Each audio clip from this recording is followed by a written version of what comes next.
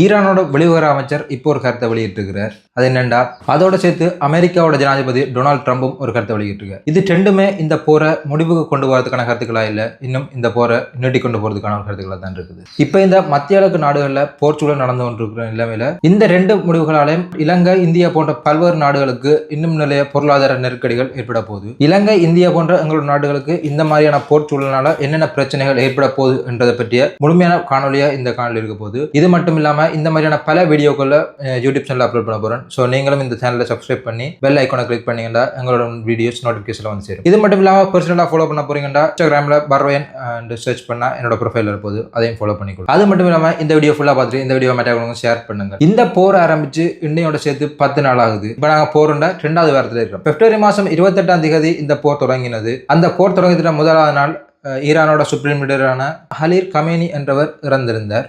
அவர் மட்டும் இல்லாம அந்த போர்ல ஈரானோட முக்கியமான தலைவர்களும் பல பேர் இறந்திருந்தாங்க. அதுக்கு பிறகு இந்த உலகமே எதிர்பார்த்து கொண்டிருந்த ஒரு முக்கியமான கேள்வி என்னென்றா, இந்த ஒரு ஈரானோட நாட்டோட அடுத்த சுப்ரீம் லீடரா தெரிவு செய்யப்பட போறோம் யாருன்னு. இதைத்தான் அமெரிக்காவும் சொல்லிக் கொண்டிருந்தது. அமெரிக்கா சொன்ன முடிவு என்னென்றா, நீங்க அடுத்த சுப்ரீம் லீடரை தெரிவு செய்யப்போ அமெரிக்காவோட தலையீடும் இருக்கு. நாங்களும் சுப்ரீம் லீடரை தெரிவு செய்யறதுக்கு அமெரிக்காவோட தலையீடு இல்லாம நீங்க ஒரு தலைவரை தெரிவு செய்வீங்களா இருந்தா அந்த தலைவரும் கொல்லப்படுவார் என்று அமெரிக்கா பகிரங்கமாக ஒரு ஸ்டேட்மெண்ட் வந்து விட்டுருந்தது. அதுவும் 2ஆம் சுப்ரீம் லீடர் இருந்த அப்துல் கமேனியோட குடும்பத்துல வாரிசுகளை எவருமே வரக்கூடாது, புதிதான ஒரு தலைவர் தான் தெரிவு செய்யப்பட வேண்டும் என்றும். ஆனா நடந்திருக்கிறது என்னண்டா, அப்படியே எதிர்மறையா ஈரானோட பார்லிமெண்ட்ல இருந்து ஈரானோட இப்ப 3வது சுப்ரீம் லீடரா கிடைச்சிருக்கிறாளா இருந்தா, இறந்து போன 2வது சுப்ரீம் லீடரான அயத்துல்லா ஹமேனியோட மகன் மொஜ்டபா ஹமேனி தான் தெரிவு செய்யப்பட்டிருக்கார். முதல் இருந்த அரசவையிலும் இவர் ஒரு பெரிய பங்களிப்பு நடத்தியிருந்தவர். அது மட்டும் இல்லாம ஈரானோட ராணுவத்திலையும் பணியாற்றி இருக்கிறார். இவருக்கு இந்த ராஜ்யத்தை கொண்டு நடத்தலும் என்ற ஒரு அனுபவம் இருக்கிற நம்பிக்கையில் தான் ஈரானோட இப்ப இருக்கிற தலைவர்கள் எல்லாரும்